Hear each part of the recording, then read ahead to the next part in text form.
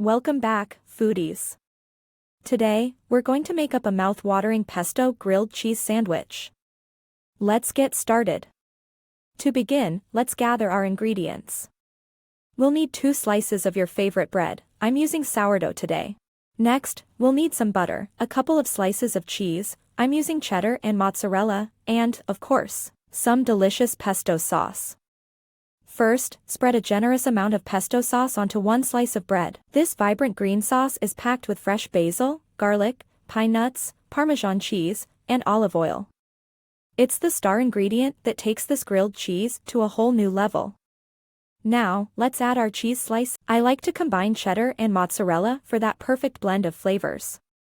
Feel free to use any cheese you prefer. Place the other slice of bread on top to complete our sandwich. The pesto and cheese will create a delightful fusion of flavors as they melt together. Next, heat a nonstick pan or griddle over medium heat. While it's heating up, generously butter one side of the sandwich. Carefully place the sandwich, buttered side down, onto the preheated pan. Now, butter the other side of the sandwich.